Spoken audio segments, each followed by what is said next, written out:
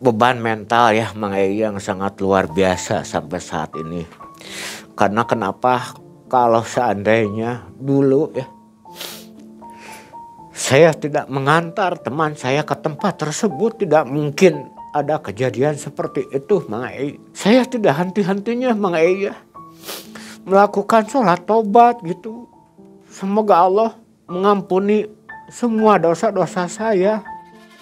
Pada saat itu memang belum bertobat untuk mencari tempat pesugihan ya pada saat belum. itu? Takut ada apa-apa yang terjadi ke teman saya karena seperti berjatuhan, puk puk puk puk.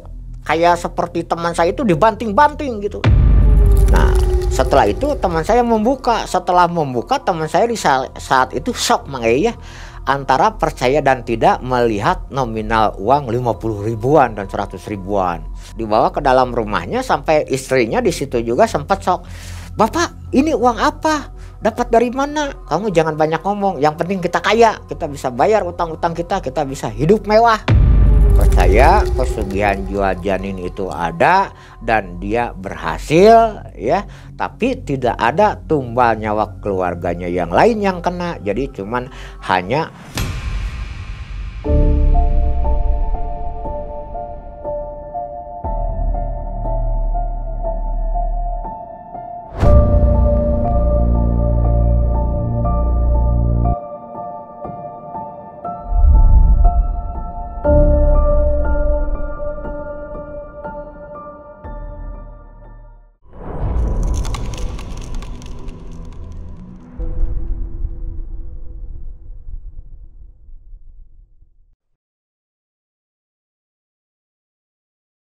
Assalamualaikum warahmatullahi wabarakatuh. Waalaikumsalam warahmatullahi wabarakatuh. Apa kabar sobat Malam Mencekam? Senang sekali kita dapat berjumpa di malam hari ini, di mana waktu Anda beristirahat ya. Tapi sebelum beristirahat, ada baiknya mendengarkan kisah nyata dari Malam Mencekam. Kembali di depan Anda sudah ada Pak Adi. Pasti sobat semua bertanya-tanya, kok Pak Adi lagi nih? Nah, di sini ada satu kisah yang spesial. Pada waktu episode sebelumnya Pak Adi belum menceritakan. Nah, ini ada khusus karena Pak Adi tidak melakukan pesugihan di sini. Pak Adi mengantarkan rekannya ya untuk melakukan pesugihan. Nah, bagaimana ceritanya? Ini pasti lebih unik lagi karena saya tadi bercerita dengan Pak Adi di depan sebelum rekaman. Memang kisah yang tertinggal ya Pak Adi ya. Iya. Tapi karena Pak Adi merasa harus disampaikan katanya, supaya betul. Pemirsa lebih paham lagi mengenai pesugihan. Iya, betul Mang Ei. Ini kisahnya tahun berapa Pak Adi? Ini kepulangan dari Gua Nagaraja dulu. Ritual dari Gua Nagaraja sekitar tahun 2011 itu. Jadi mengantarkan teman Mengantarkan teman saya. Di daerah mana Pak ini? Di salah satu gunung di kota Jawa Barat. Ya, disamarkan saja ya. Ya, saya samarkan aja gitu. Ya. Nah, sobat yang ingin ngobrol dengan Pak Adi lebih jauh tentang masalah pesugihan, silahkan bergabung di grup WA Malam Mencekam. Artinya ngobrol di sini bukan Pak Adi akan memberikan saran untuk melakukan pesugihan, tapi justru akan memberikan rambu-rambu bagaimana melakukan pesugihan itu akan menjadi bencana.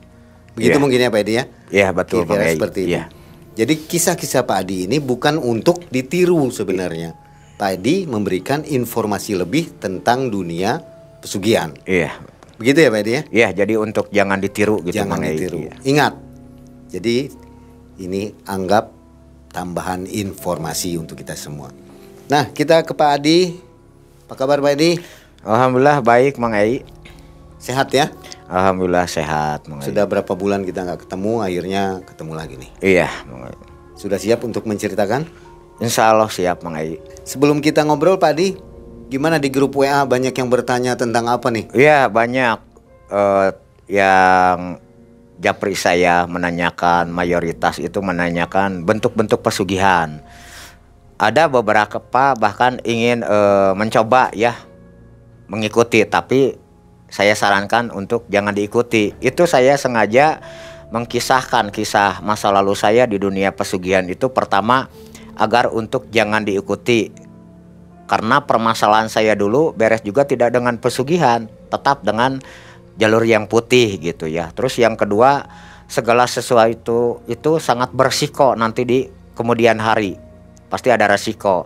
Dan yang ketiga, diutamakan kita mencari jalan lah. Toh jalan yang putih masih banyak untuk kita ambil dan kita ikuti pelajari. Jangan sampai turun ke dunia pesugihan, karena yang namanya dunia pesugihan itu tetap berujung malapetaka pada akhirnya dan penyesalan. Nah, tuh sobat ya, jadi selamat mendengarkan kisah ini dan mudah-mudahan Anda semua tersadarkan dari masalah keinginan untuk melakukan pesugihan, mungkin gitu ya Pak Edi. Iya. Silakan Pak Edi ceritanya.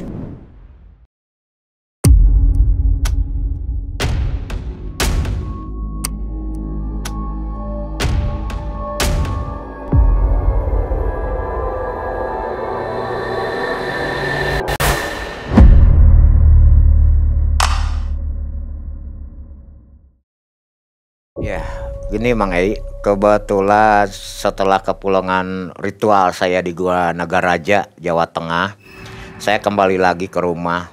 Kita kan dalam pergaulan itu kadang suka sharing, ngobrol-ngobrol biasa kalau kita lagi nongkrong ya. Ada salah satu teman saya samarkan aja inisialnya A. Si A itu ngajak ketemuan sama saya, Kang. Nanti kalau udah beres riungan ini saya ada pembicaraan empat mata dengan Akang. Gimana Kang, bisa nggak tolong sediakan waktunya?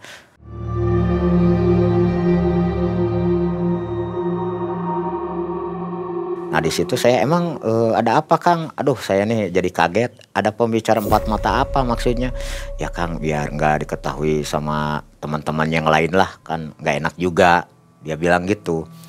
Oke, akhirnya saya tentukan besoknya kita ngobrol di kontrakannya. Kebetulan dia itu ngontrak ya, yang mana tidak terlalu jauh juga di kota saya. Setelah besoknya ketemu, emang saya ke rumahnya. Begitu ke rumahnya, Bang, emang ada apa nih? Mau pengen berbicara empat mata? Gini Kang, saya sebetulnya ada masalah. Yang mana permasalahannya, saya kan usaha, punya percetakan. Terus terang, saya itu tidak punya modal. Ini dari saudara dan teman-teman saya yang menanam saham di usaha saya dengan bentuk berupa uang. Dia nanam saham. Tapi ketika berjalan, maklum Kang, yang namanya manusia, saya tak luput gitu ya dari rasa khilaf saya. Saya pakai poya-poya, saya main perempuan, minuman keras, dunia klub malam. Saya tidak pernah absen, saya masuki semuanya. Sampai akhirnya hancur Kang usaha saya. Akhirnya saudara dan teman-teman saya yang memberikan modal pinjaman untuk usaha saya, mereka menagih janji yang mana meminta uangnya kembali dan lebihnya dari permodalan yang ditanamkan. Saya bingung Kang sebetulnya ini, aduh. Ditambah lagi ini Kang, saya ada satu masalah ini. Saya punya istri ya, saya punya istri. Saya nikah 3 kali Kang, terus terang. Saya punya anak dari istri ketiga saya, hamil di luar nikah Kang. Dan laki-lakinya ini tidak bertanggung jawab. Udah saya marahin gimana juga untuk menunjukkan itu laki-lakinya, tolong tunjukin ke rumahnya, kita mau baik-baik. Nah laki-laki tersebut kabur Kang, jadi anak saya itu hamil di luar nikah. Laki-lakinya tidak bertanggung jawab, malah kabur. Setelah saya marahi anak saya, dia menangis, tetap dia tidak mau menunjukkan keberadaan laki-laki tersebut. Dan waktu datang ke rumahnya, emang di rumah orang tuanya itu anak tersebut udah kabur Kang. Dia nggak mau tanggung jawab. Bahkan di keluarganya juga dia biang masalah. Jadi keluarganya angkat tangan, mau diapa-apain silahkan terserah. Nah saya ambil Kang, udah aja daripada begitu, daripada malu keluarga kita dan malu sama tetangga, udah aborsi aja. Nah saya gitu Kang, ngobrol ke anak saya.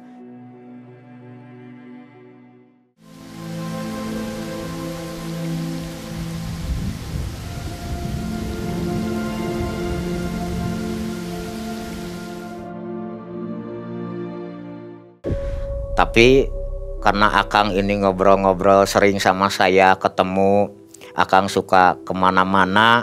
Diantaranya emang ya Mang Ei, diantaranya itu sahabat dekat saya itu.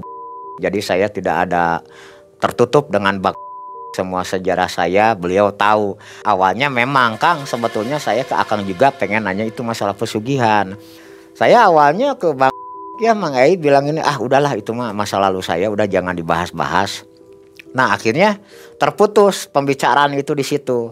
Besoknya itu telepon saya, kontak saya, Kang gimana tuh Kang, saya minta tolong nih biar beban saya itu masalah saya itu beres, utang-utang saya bisa kembalikan uang saudara dan teman saya yang menanamkan di tempat kerja saya Kang, perusahaan saya yang saya buka percetakan. Saya udah beban mental Kang, ditambah ini masalah anak saya Kang. Nanti kalau perutnya semakin membesar saya semakin malu Kang sama tetangga. Saya bilang ke teman itu, Mang Eya udah aja sekarang gini, diaborsi itu nggak boleh, kita anak itu sudah dosa, melakukan hal yang lebih dosa jangan. Awalnya saya terus menolak. Beberapa kali itu teman saya ya mengontak saya untuk mengantarkan, Akang cuma mengantarkan Kang, tetap saya tolak awalnya. Lama-lama karena ada ucapan, Kang kalau gitu saya tidak percaya Akang turun dunia pesugihan. Kalau saya diantar untuk membuktikan baru saya percaya. Nah karena ada kalimat tantangan di situ, akhirnya saya menjadi kesal sama teman saya itu. Oke, kalau kamu nggak percaya, ayo kita buktikan. Nah saya tidak berpikir nanti di belakang kemudian hari itu akan terjadi hal yang di luar dugaan saya. Setelah kita sepakati, Bang bilang jangan ada teman-teman kita yang tahu. Ya Bang, soalnya masalah ini bahaya kalau sampai teman-teman kita pada tahu. Nah setelah disepakati, kita merencanakan waktu keberangkatan ke salah satu gunung di Jawa Barat.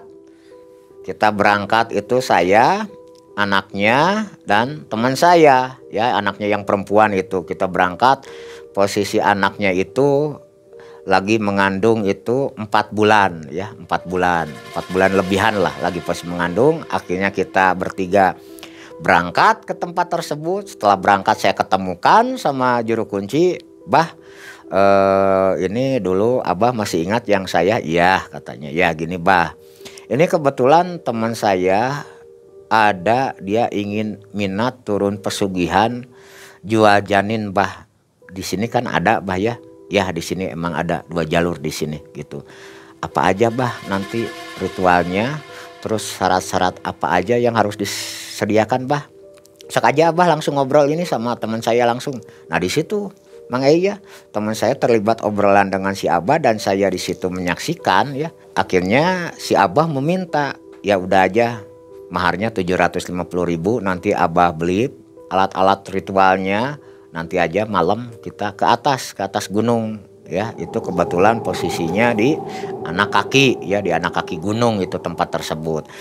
Cuman sebelumnya Abah nih nanya, si Abah tersebut bertanya kepada teman saya, apakah hati sudah full, sudah benar-benar yakin, atau kalau mau mundur masih ada waktu? Tapi teman saya karena dia udah pusing, yang namanya dia pikiran ya, beban mental tentang masalah dia punya utang, dan ditambah lagi beban mental anaknya hamil di luar pernikahan, dia tidak mau malu sama keluarga dan tetangganya. Akhirnya teman saya berkata ke si Abah tersebut, iya Bah, saya sudah yakin, coba antarkan. Begitu malam harinya kita bertiga berangkatlah ke anak kaki gunung tersebut. Di situ si Abah memulai ritual pemanggilan. Setelah melakukan ritual pemanggilan, sok sekarang sudah beres, kamu di sini bertiga, Abah mau pulang, nanti ada hasil apa-apa besoknya kasih tahu ke Abah apa yang terjadi, nanti akan Abah jelaskan. Ketika juru kunci tersebut pulang, malam pertama itu di posisi anak gunung tersebut ya, seperti kehadiran itu tidak jauh. Yang ketawa cekikikan suara perempuan, yang ketawa suara laki-laki berat ya.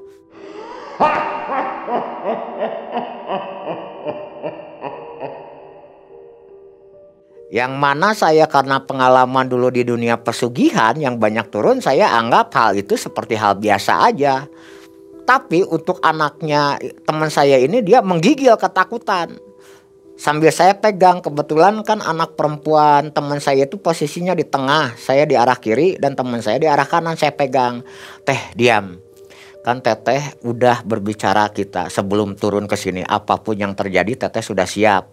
Ketika datang godaan-godaan tersebut itu masih bersifat suara. Tidak ada yang namanya sosok penampakan, itu tidak ada. Malam pertama. Kita lanjut besoknya di malam kedua ya. Jadi ketika posisi siang dan malam, posisi kita itu tidak keluar dari area, masih di situ. Nah, memasuki malam yang kedua, di tengah kegelapan malam, entah jam berapa saya nggak tahu ya, menjelang tengah malam lah pokoknya. Mulai di situ tiba-tiba ada suara yang berjalan di belakang saya, berjalan, dep dep dep seperti begitu. Setelah berjalan, posisi kita bertiga juga agak ada semacam gempa kecil gitu ya, bergetar. Nah setelah itu tiba-tiba anaknya teman saya itu langsung memegangkan posisi tangan ke saya, kerak begini ke tangan saya. Dan saya rasakan mungkin ada sesuatu ini yang terjadi ya ke anak teman saya itu, karena dia memegang tangan kanan saya itu erat banget seperti rasa yang orang ketakutan gitu. Cuman saya pegang lagi, saya kasih saran, "Teh," sambil mata terpejam, "pejamkan mata kalau teteh nggak kuat, diam aja. Jangan sampai mengucap kalimat Allah gitu." Karena kan sebelumnya selama juru kunci itu kita diberikan saran, selama berada di area tersebut jangan mengucapkan kalimah-kalimah Allah, karena akan mengalami kegagalan pada akhirnya. Setelah saya kasih saran, teman saya itu diem. "Teh, nanti aja, besok aja ceritakan. Sekarang diem aja pokoknya. Teteh melihat apapun atau mendengar apapun, diem. Kalau tidak kuat, mata tertutup." Saya kasih saran begitu Mang Yai ke anaknya teman saya itu. Tiba-tiba di arah kanan itu ya, di arah kanan kan ada pohon gitu, ada pohon di arah kanan saya itu. Ada suara mendesis ya, suara seperti ular lah yang saya tahu. Dia datang, saya lihat begini, emang itu ular sangat besar sekali ya, dengan hampir setinggi pohon kelapa. Itu ular besar.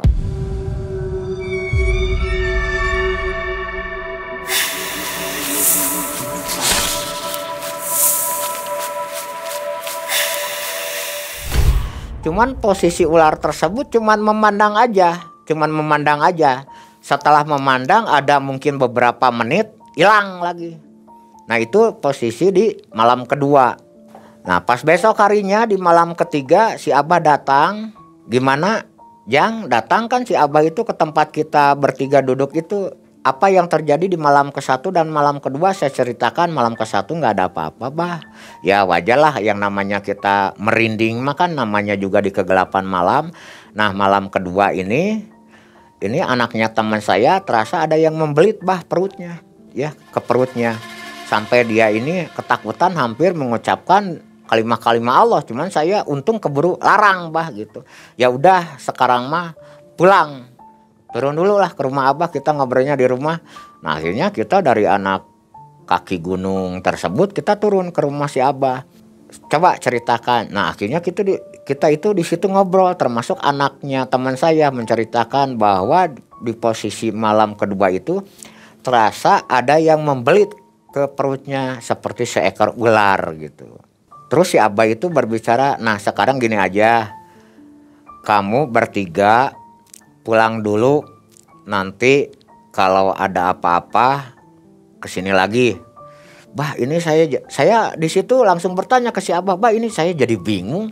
Ini saya melihat menyaksikan sosok yang ular besar itu tidak berkata apa-apa, tidak berbicara, Bah cuman menatap." Terus Abah menyuruh pulang. Jadi ini kelanjutan dari proses transaksi jual janin ini gimana Bah? "Ya nanti tinggal kesini lagi. Kamu setelah pulang dari sini, jarak 1 bulan, malam Jumat Kliwon kamu datang lagi ke sini, karena di sini nggak ada yang instan Jang." Si Abah itu berkata begitu Mang Yai. "Jadi sekarang kita pulang aja Bang." "Iya pulang aja, nanti malam Jumat Kliwon datang lagi ke sini." "Jadi kalau datang lagi ke sini kita bertiga lagi Bah?" "Enggak, berdua aja dulu. Kan yang perlunya itu anaknya teman saya, bah, yang mau jual janinnya. Enggak, pokoknya kamu sama teman kamu datanglah ke sini berdua. Soalnya apa? Ada yang mau abah bicarakan. Bukan saatnya untuk berbicara saat ini. Nah, akhirnya kita bertiga pulang. Setelah pulang, teman saya itu ngomong sama saya, Kang, ini kira-kira benar enggak? Emang kehadiran itu ada. Tapi kok yang namanya itu sosok ular itu nggak berbicara, kok cuman menatap. Saya juga sempat merinding, Kang, kirain dia itu mau mendekat, cuman dia melihat aja, tidak terlalu jauh lah jaraknya, cuma emang tinggi gitu, tinggi aja ularnya. Yang mana, Kang, saya seumur hidup belum pernah menyaksikan kehadiran sosok gaib begitu, makanya kata teman saya. Ya kan saya juga nggak tahu, soalnya apa, masalah jual janin ini saya pertama belum pernah mengalami. Kedua, saya tahu informasi tersebut ya karena berdasarkan informasi dari juru kunci tersebut, bahwa di tempat itu ada dua makhluk yang mana sosok ratu tersebut diantaranya salah satunya bisa kita menjual janin kepada salah satu jin penunggu di anak kaki gunung tersebut dengan sosok ya ular besar begitu, Kang. Saya gituin ke teman. Kadang saya juga ini percaya nggak percaya sih. Masa sih benar ada yang namanya jual janin gitu kan. Cuman kan saya mengantarkan kamu itu percakapan saya dengan teman ya, Mang Ei. Kan saya cuman mengantarkan kamu nih, Kang, dengerin. Sebetulnya saya itu tidak mau mengantarkan kamu. Saya udah kapok dengan perjalanan-perjalanan saya yang sudah-sudah. Tapi karena kamu berbicara bahkan menantang saya untuk membuktikan, akhirnya saya tertantang, makanya kamu saya antar. Jadi saya tidak tahu itu jenis jual janin apakah benar ada atau tidak. Begitu saya bilang ke teman, ya udahlah, Kang, gini aja sekarang mah kita lihat posisi bulan depan ya. Nanti kan ada malam Jumat Kliwon sesuai pesan si Abah, kita datang aja kan ke sana. Ya ayo. Nah, setelah masanya tiba itu malam pada bulan depan, pas begitu malam Jumat Kliwon kita berangkat ya dari kota Bandung itu siang menuju ke sana ke rumah si Abah, kita nyampe hampir maghrib.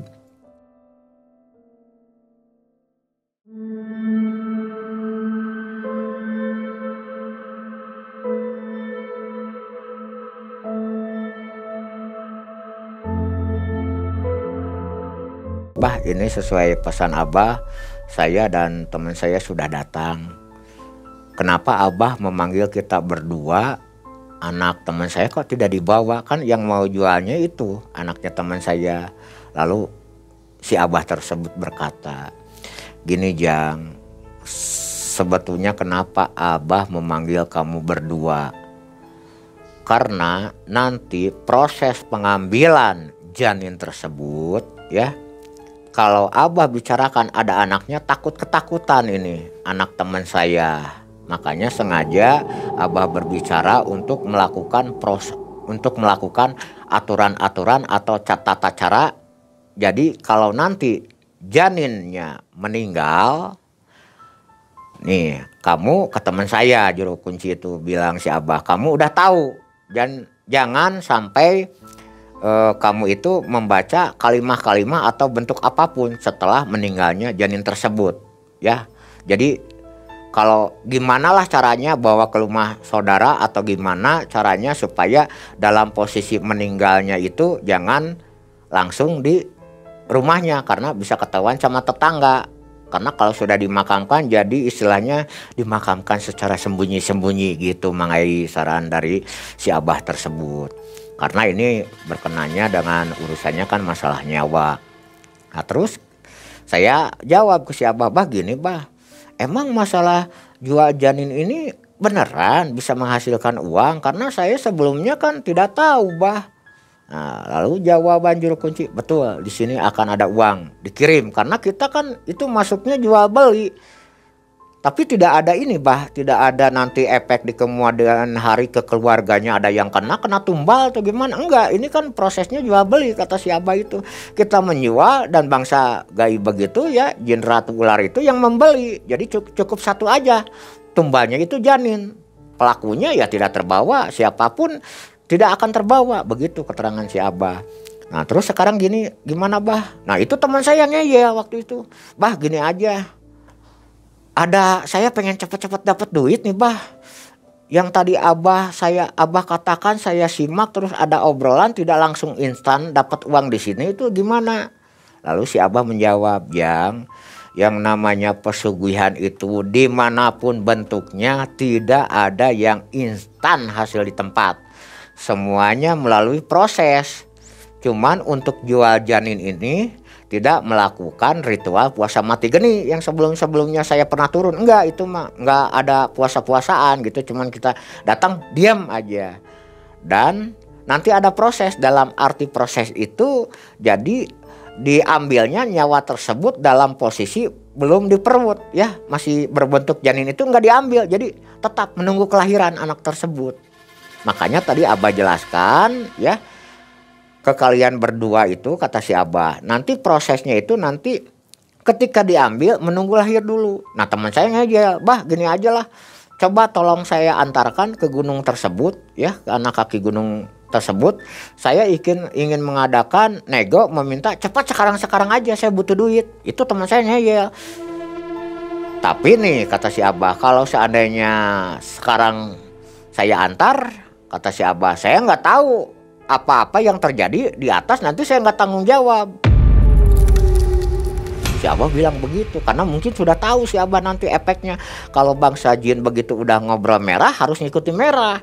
Karena teman saya ngeyel ya, dia belum terlalu paham dunia pesugihan, dia ngeyel ingin mengadakan negosiasi minta sekarang uangnya. Terus saya bilang ke teman, udahlah kamu ikuti aja saran yang Abah sarankan. Kamu jangan ke atas dulu, nanti kalau ada apa-apa gimana. Dan saya kan yang selaku mengantar kamu kan nanti kena juga kalau ada apa-apa ke kamu nanti. Karena saya mengantarkan. Karena saya sudah terlanjur basah ya Mang Ei, ya udah akhirnya saya ikuti itu teman. Ya udah bah gini aja lah, saya mah pengen tahu benar nggak yang namanya bangsa jin pesugihan ini bisa memberi uang, karena saya nggak percaya. Ngeyel lagi nantang si Abah dengan ucapan-ucapan yang menantang ya, seolah-olah apa dia itu ingin membuktikan bahwa betul atau tidaknya pesugihan bisa memberikan nilai nominal uang rupiah. Akhirnya si Abah ya udah.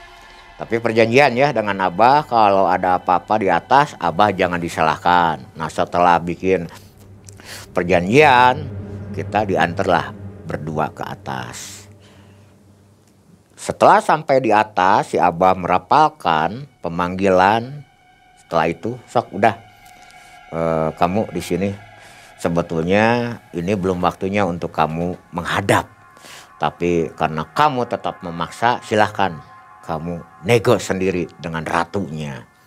Ya udah kata teman saya itu, siap bah, saya akan nego, saya ingin minta uang sekarang. Setelah si Abah pulang, saya berdua sama teman ya, ketika kita diam, kan di depan kita itu ada dupa ya, untuk tempat membakar dupa gitu ya, ada berbentuk kendi kecil begitu pembakaran. Begitu saya lagi diam, langsung teman saya itu tiba-tiba teriak, aduh katanya begitu. Lalu saya tanya, kenapa kamu? Jadi tiba-tiba itu mencelat aja ke mukanya itu, tempat pembakaran dupa itu. Mencelat ke mukanya seperti yang dibanting. Setelah itu teriak teman saya, aduh ampun, saya nggak tahu dan tidak melihat apa-apa karena posisi gelap. Saya cuma bisa mendengar suara teman saya yang ampunan, dia seperti yang kesakitan. Yang kesakitan, saya di posisi saat itu karena kebingungan ya, akhirnya mau menyalahkan saya senter tidak boleh sama si Abah. Sedangkan yang kedua saya khawatir ya, takut ada apa-apa yang terjadi ke teman saya karena seperti berjatuhan buk. Kayak seperti teman saya itu dibanting-banting gitu, dibanting ke sana kemari gitu. Suaranya karena posisi gelap saya tidak bisa melihat, cuman mendengar suara teman saya yang aduh ampun, aduh sakit, ampun begitu. Nah setelah itu lama-lama terdiam. Setelah terdiam menjelang pagi hari, saya melihat teman saya pingsan. Teman saya pingsan, datang si Abah besoknya. Ditungguin sama si Abah di situ, dibantu, akhirnya terbangunlah teman saya. Setelah terbangun teman saya, si Abah tersebut bertanya, apa yang terjadi semalam? Aduh bah, saya nggak kuat bah, saya disiksa bah, saya dibanting ke sana kemari. Saking saya nggak kuat, hampir-hampiran bah saya menyebut kalimat Allah, tapi saya ingat tujuan saya ingin kaya bah. Saya diam aja cuman aduh bah sakitnya. Dibuntang-banting ternyata itu ya Mang Ei teman saya itu sama ratunya itu, sambil teman saya berkata ada ucapan dari ratu tersebut, belum waktunya kamu untuk saya kasih uang. Jadi dibanting seolah-olah teman saya itu menantang gitu ya, karena dia kan awalnya tidak mempercayai bahwa yang namanya jin pesugihan jiwa janin itu betul bangsa jinnya bisa memberikan uang rupiah. Nah akhirnya mungkin yang namanya gaib tahu ya. Jadi teman saya begitu ke atas itu dengan saya berdua itu malamnya disiksa gitu sama gaibnya, dibanting-banting aja gitu. Cuman tidak ada malam itu kehadiran seperti sosok pocong kuntilanak yang begitu, nggak ada. Lalu si Abah itu berkata, iya makanya sekarang turun aja, jangan ngomong di sini. Kita dibawa turun ke rumah si Abah. Setelah nyampe rumahnya, si Abah berbicara, kan Abah udah bilang sama kamu, kamu itu belum waktunya, tapi kamu tetap memaksa. Ya udah, itulah yang terjadi. Untung ratunya itu masih baik, masih memberikan kesempatan. Nanti menjelang mau kelahiran 9 bulan anak kamu, bawa lagi anak kamu ke sini. Tapi kamu selaku ayahnya ngeyel terus, ya udah silakan. Kan itu jadinya kata Abah itu. Terus saya ke teman, makanya udah gini aja Kang, udah kamu itu kan nggak tahu, saya juga nggak tahu, ikuti aja. Kalau keinginan kamu ingin tercapai, apa yang dikatakan sama si Abah selaku juru kunci di situ, ikuti aja. Saya memberikan saran ke teman saya, ya udah Kang saya ikuti aja. Ya udah, kan kamu rasa penasaran sudah, saya sudah antar ke sini. Dan saya juga tidak berpikir di kemudian hari itu ada kejadian yang sangat membuat menyesali ya saya seumur hidup gitu, beban mental gitu Mang Ei. Saya jadi seperti itu ya biasa aja, karena mungkin sebelum-sebelumnya saya mengalami banyak kegagalan di dunia pesugihan. Jadi saya biasa aja gitu ya, biasa aja, seolah-olah dalam pikiran dan hati saya mana mungkin sih yang namanya janin bisa dijual ke makhluk gaib gitu di pikiran saya saat itu. Setelah si Abah menyuruh saya pulang, nah menjelang posisi dengan berjalannya waktu, teman saya ngasih kabar, Kang ini anak saya sudah berjalan 9 bulan Kang.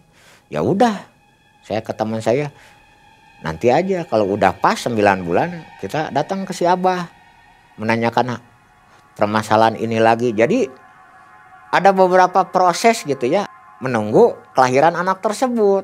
Entah kalau di tempat ya yang lain prosesnya seperti apa saya tidak tahu. Yang saya ceritakan proses yang saat itu saya dan teman lagi melakukan ya penjualan transaksi jual janin gitu.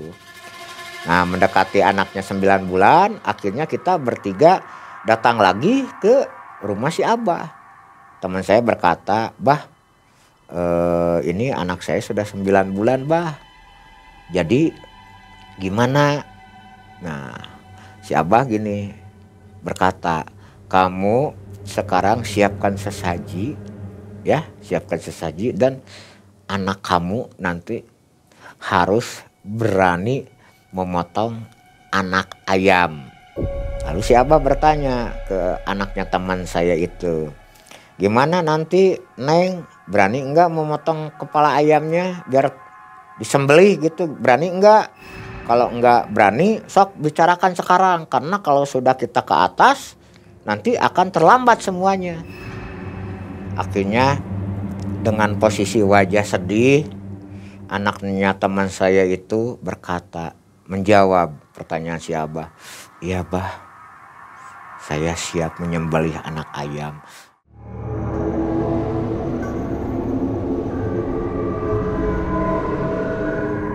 Nah, setelah anaknya teman saya menjawab pertanyaan si Abah, akhirnya si Abah menyuruh orang ya membeli untuk alat-alat ritual. Di antaranya setelah sesaji ada, si Abah membawa anak ayam yang hidup, anak kecil itu, anak ayam yang kecil ya. Setelah dibawa, nanti kita malam ke atas bertiga semuanya. Begitu memasuki malam sesudah Isya, kita berempat kembali lagi ke tempat ritual yang semula. Setelah sampai tempat ritual, si Abah mengucapkan mantra pemanggilan. Setelah itu langsung si Abah di situ menyuruh anaknya teman saya untuk menyembelih. Langsung dinyalakan lilin di situ sama si Abah. Sok neng, sekarang sembelih ini anak ayam.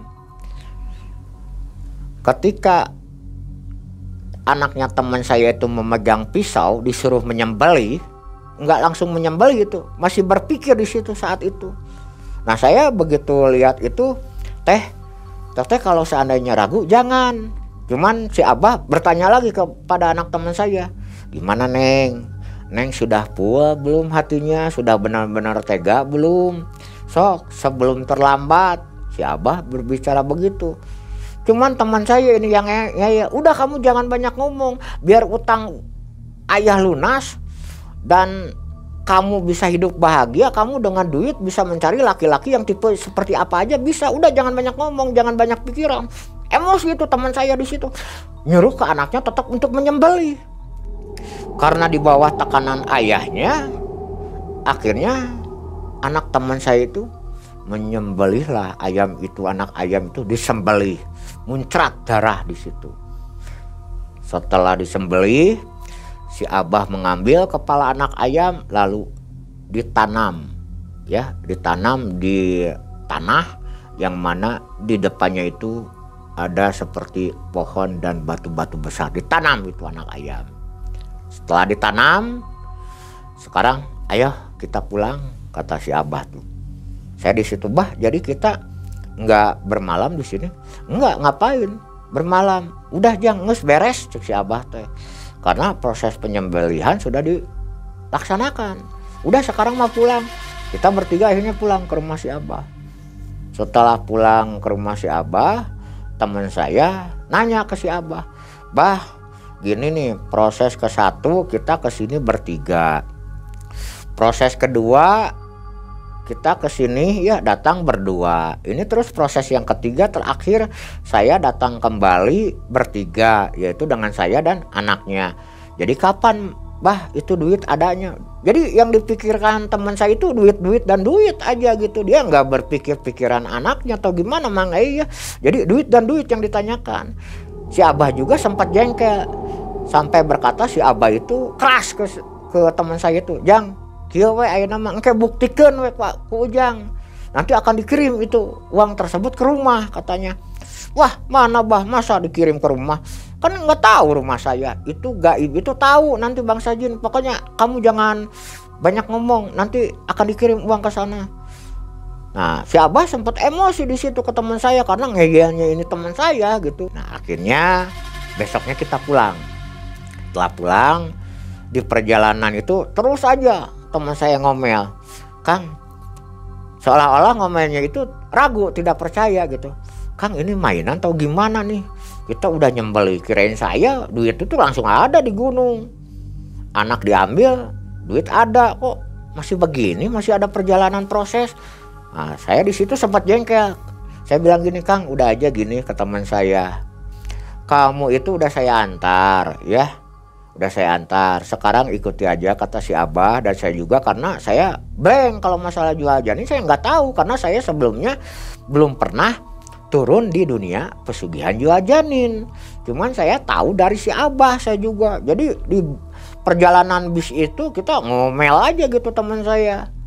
Setelah sampai ya udahlah. Setelah sampai di kota Bandung, saya berpisah dengan teman saya. Setelah menyembelih anak ayam tersebut 2 hari, teman saya bilang ya nyuruh saya ke rumah. Akhirnya setelah itu dia mengabarkan mau tinggal lagi di Banten karena usahanya semerawut lah di Bandung. Setelah dia ke Banten, tinggal di Banten, pertelepon sama saya, Kang, ini Kang, anak saya nggak lama lagi nih lahir Kang, cucu saya. Kenapa sih tuh bilang cucu? Ya kan walaupun gimana Kang, dia itu kan cucu saya, terlahir dari rahim anak saya, kata teman saya itu. Tapi gimana nih masalah uangnya? Kok belum ada dikirim? Ya nggak tahu, saya jawab begitu ke teman itu. Nah setelah proses kelahiran, teman saya telepon ke saya, "Kang, ini anak saya sudah melahirkan bayi laki-laki." Saya bilang, "Lah syukur atuh, alhamdulillah kalau sudah lahir." Tapi teman saya berkata, "Kok Kang belum meninggal ya? Masih hidup?" Nah saya jawab, "Ya, nggak tahu saya juga, karena kan kamu udah tahu. Udahlah kamu mah jangan banyak ngomong terus, saya udah pusing ini. Ikuti apa yang semua yang si Abah sarankan udah aja." 1 hari setelah kelahiran tersebut, anaknya kan melahirkan itu masih posisi hidup, aman gitu. Jadi istilahnya mah cucu teman saya lah ya, aman itu hari ke-1 aman.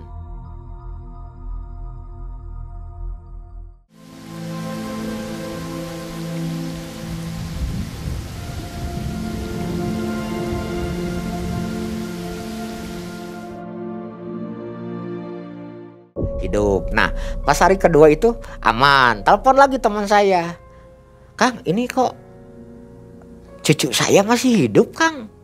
Jadi itu saya jawab, "Kamu kok bisa melahirkan di situ? Di situ gimana?" "Saya bawa, Kang, ke rumah saudara saya yang enggak ada tahu siapa-siapa. Waktu kelahiran juga saya manggil para hajinya itu sembunyi-sembunyi, Kang. Begitu. Jadi enggak ada yang tahu di sini. Tapi kok masih hidup?" Teman saya begitu. Nah saya juga nggak tahu, saya jawab begitu ke teman tuh. Ya gini aja lah, saya akhirnya bicara ke teman saya karena saya sudah saat itu udah pusingnya, dia itu teman saya rewel orangnya. "Ya udahlah kalau kamu penasaran kita tanyakan lagi ke si Abah." Teman saya menjawab, "Ah Kang, nggak ada ongkosnya, lagian apa terus-terusan ke si Abah mau ngapain, orang duitnya juga nggak langsung di situ kok, masih menunggu. Ah saya mah percaya nggak percaya," begitu teman saya. Jadi dia hilang aja kepercayaan. Ah Kang, ternyata yang namanya dunia pesugihan, jual janin yang ada hubungannya dengan bangsa jin gitu ya, jin-jin pesugihan itu maksudnya nggak ada bukti. Dia gitu mencemooh lah saya. Ya udahlah sekarang mah mau jadi mau enggak bodo amat, saya udah gitu. Karena apa? Posisinya saat itu saya udah kesel ya, Mang Ei udah mulai kesel sama teman. Gara-gara dia juga mengucapkan kata-kata yang tidak enak ke saya sehingga membuat emosi saya terpancing, sehingga dengan mengantarkan ke sana, ke tempat tersebut terjadilah peristiwa itu, yaitu transaksi jual janin. Di situ juga saya berharap ya mudah-mudahan apa yang telah terjadi di anak kaki gunung tersebut tidak ada kejadian gitu. Saya berharap begitu dan anaknya tetap selamat ya, berarti cucunya teman saya itu saya mengharap tetap selamat gitu. Pas proses di hari ketiga, teman saya langsung dia telepon ke saya, "Kang, ya ada apa?" "Ini saya kaget, Kang." "Ya ada apa?" "Tiba-tiba ada mobil sedan berhenti di depan rumah mertua saya, terus datang ke saya.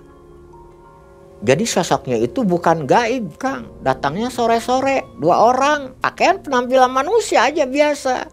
Terus apa? Dia cuman mengeluarkan sesuatu dari mobil, karung gitu, Kang. Udah gitu gimana?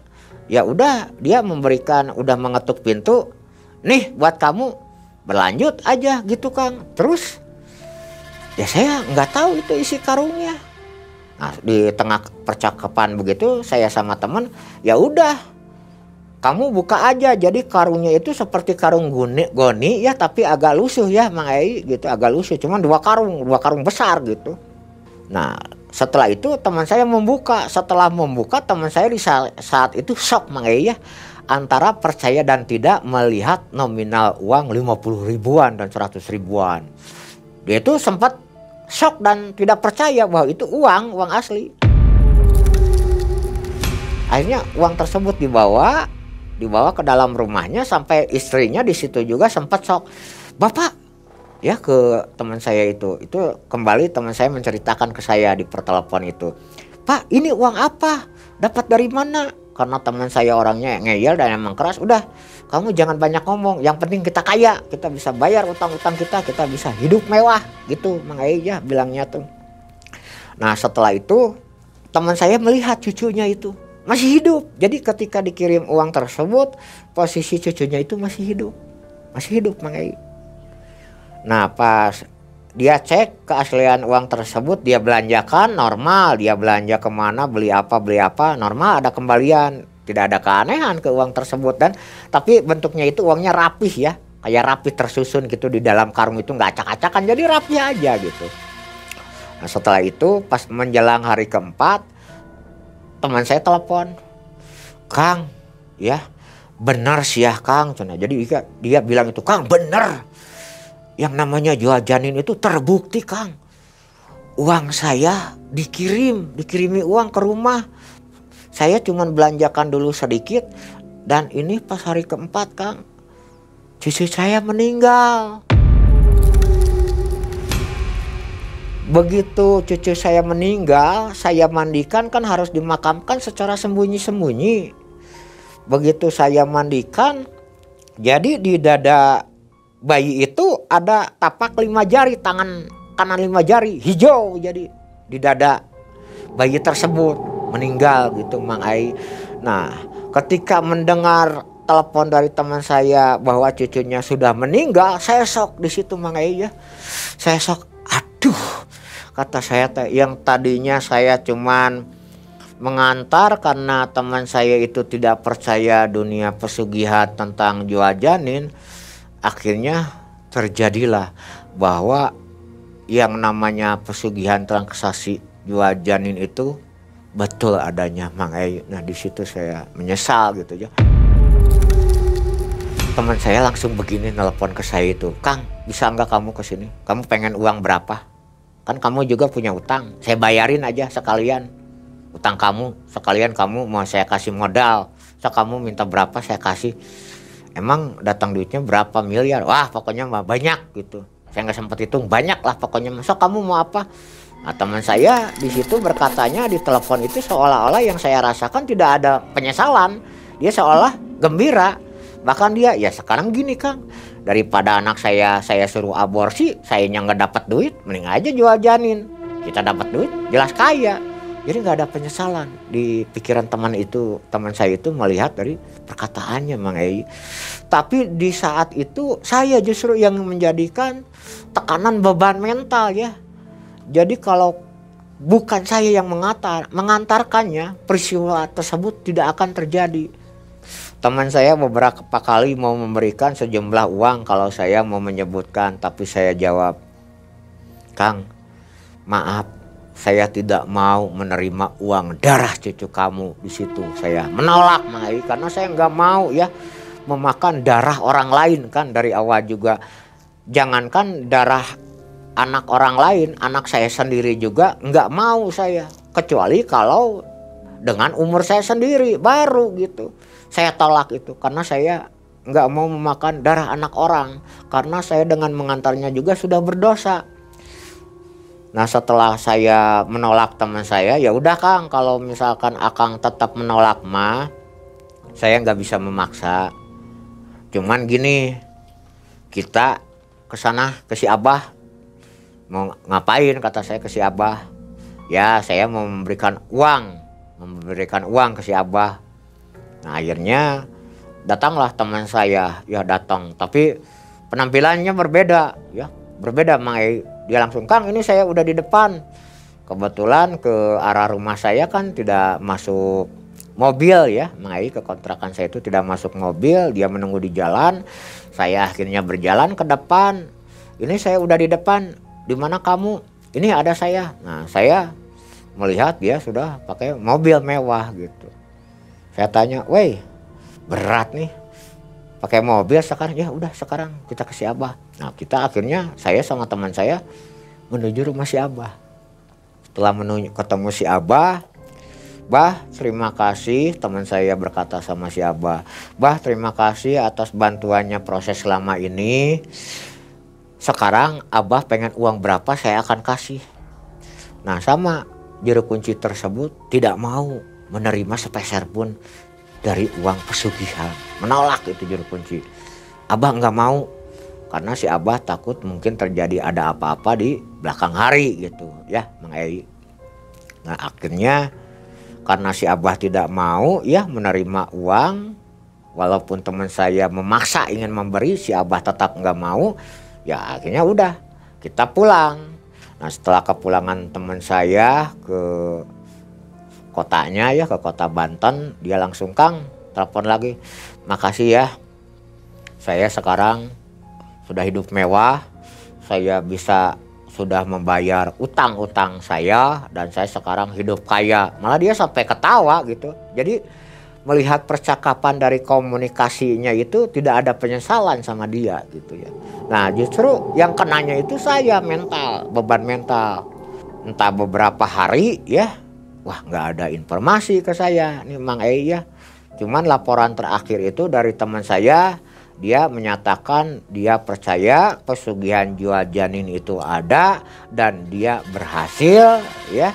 Tapi tidak ada tumbal nyawa keluarganya yang lain yang kena. Jadi cuman hanya tumbal janin cucunya aja gitu Mang Ei.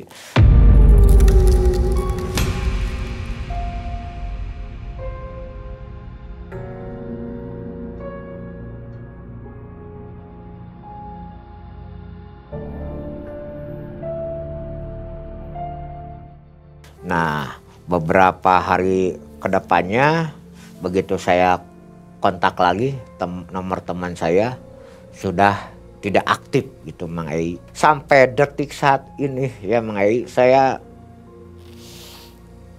merasakan beban mental ya Mang Ei yang sangat luar biasa sampai saat ini. Karena kenapa? Kalau seandainya dulu ya saya tidak mengantar teman saya ke tempat tersebut, tidak mungkin ada kejadian seperti itu Mang Ei. Sampai saat ini tetap beban mental dan punya tanggungan seolah-olah saya dosa besar gitu Mang Ei. Karena kalau tidak saya yang mengantarkan teman saya, peristiwa tersebut ya cucunya meninggal tidak akan terjadi. Dan itu terjadi karena semua ulah saya mengantarkan teman saya. Sampai saat ini Mang Ei, saya jadi merasakan beban mental dan seolah-olah sempat dikejar dosa gitu Mang Ei sampai sekarang. Makanya sampai saat ini juga saya tidak henti-hentinya Mang Ei ya melakukan sholat tobat gitu. Semoga Allah mengampuni semua dosa-dosa saya. Karena perantara saya yang mengantar teman saya yang akhirnya cucunya sampai tewas.